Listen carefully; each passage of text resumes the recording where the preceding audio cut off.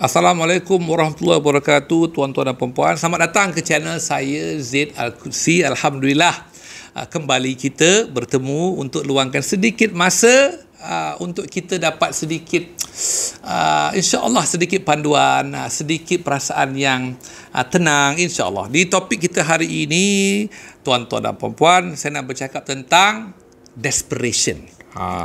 Saya nak bercakap tentang, apa bahasa Melayu desperation ni? Apa bahasa Melayu? Dalam keadaan kita yang dalam keputusasaan, bila kita susah, bila kita desperate, bila kita dalam keadaan sebegitulah, nanti dia datang tuan-tuan, saya cakap jadi bila keadaan terdesak, tuan-tuan dan puan-puan, terdesak, keadaan sebegini memang pada zahirnya susah, pada zahirnya satu keadaan yang kita semua tak mahu, betul kan? Kita semua tidak mahu ada jadi dalam keadaan terdesak.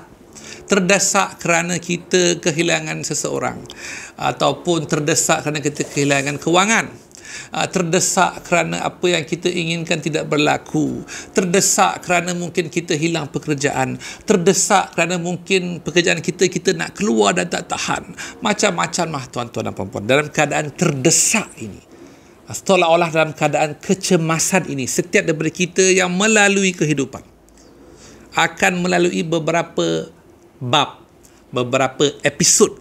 Ada yang sikit, ada yang banyak, di mana kita tercampak, terhumban dalam keadaan terdesak. Bukan kerana kita yang rancangkan, bukan kerana itu, kerana inilah dia aturannya yang kita ditetapkan kepada kita, tuan-tuan dan puan-puan. Jadi di sini saya nak bagi tips yang mudah, bukan mudah lah, mudah dari segi didengar, susah untuk buat, macam biasa tuan-tuan puan-puan kan.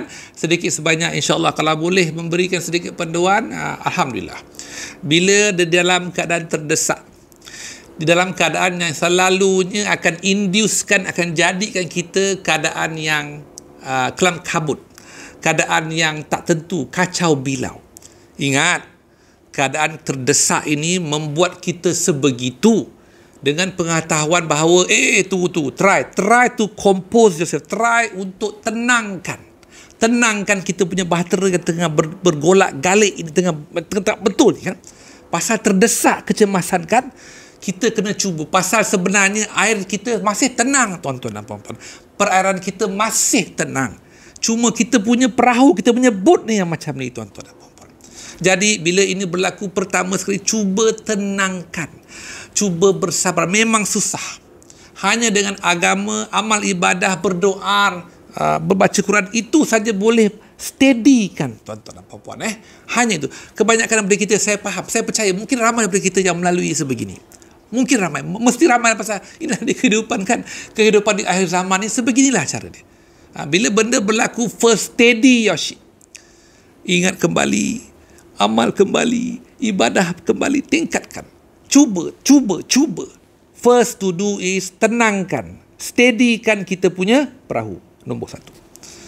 Pasal dengan keadaan sebegitu, kita punya keputusan yang kita ambil mungkin lebih tepat. Lebih kita boleh fikir, lebih boleh kita rancang, lebih boleh kita tengok sebenarnya apa yang berlaku sekarang ini. Kerana kadang-kadang semua okey, aku aja tak okey. Ataupun kita kena cuba tenangkan.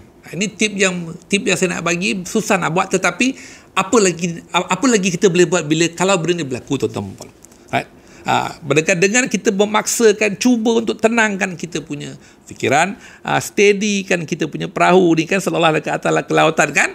InsyaAllah ini adalah first step, langkah pertama untuk kita dapatkan ketenangan, supaya kita boleh ambil keputusan nanti yang lebih dengan pemikiran, lebih dengan kita berbincang dengan ahli keluarga, berbincang dengan sanak saudara, berbincang kalau bisnes ke kan.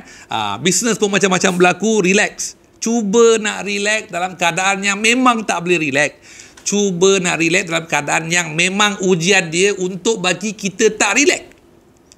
Ujian dia untuk kelam kabutkan kita, untuk kita belajar steadykan diri kita. Itulah dia ujiannya, antara yang lain, tuan-tuan. Saya nak fokus satu saja. bila dalam keadaan kecemasan, bila musibah berlaku, bila kelang kabut datang, bila frustration dan sebagainya, cuba nombor satu, steadykan diri kita dan keluarga kita. Dan ini hanya boleh dilakukan dengan amal ibadah, dengan mengingati kepada Allah, dengan berzikir, dengan solat, dengan ibadah. Memang, inilah dia cara dia. Tetapi saya faham dan pasti semua anda di luar sana yang sedang melalui sebegini tengah kelang kabut, insya-Allah dengan dekat lagi kepada apa yang saya katakan ini, anda akan mula lihat, anda akan mula nampak it's a bit steady now. It's a bit steady now. Memang kadang tak akan steady seperti sebelum yang berlaku tu. Kadang tidak akan steady seperti sebelum musibah itu berlaku, tidak akan. Tidak akan. Tetapi insya-Allah kita kena cuba juga steadykan diri kita, insya-Allah. Terima kasih tuan-tuan dan puan-puan.